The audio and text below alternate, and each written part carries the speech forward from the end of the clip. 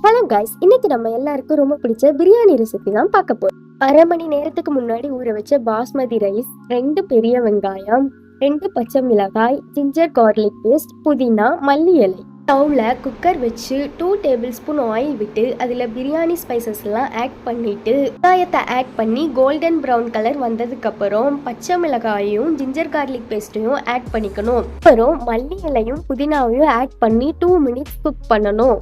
தக்காளியை ஆட் பண்ணிட்டு தக்காளி நல்லா மசிஞ்சதுக்கு அப்புறம் மசாலாலாம் ஆட் பண்ணிக்கலாம். 3 டீஸ்பூன் மிளகாய் தூள், 3 டீஸ்பூன் பிரியாணி மசாலாவை ஆட் பண்ணிக்கலாம். அப்புறம் 1 டேபிள் ஸ்பூன் தயிரை ஆட் பண்ணிட்டு தேவையான அளவு உப்பையும் ஆட் பண்ணிக்கலாம். இப்போ நம்ம வச்சிருக்க சிக்கனை ஆட் பண்ணி மசாலாவும் சிக்கனும் நல்லா கோட் ஆகிற வரைக்கும் 2 மினிட்ஸ் குக் பண்ணிக்கலாம். 1 கப் பாஸ்மதி ரைஸுக்கு 1.5 கப் வாட்டர் ப்ரெஷர் குக் பண்ணா பிரியாணி ரெடி. சைட் பை சைடா நான் 65 ரைத்தாவும் ரெடி பண்ணேன். உங்களுக்கு இந்த வீடியோ பிடிச்சிருந்தா ட்ரை பண்ணி பாருங்க.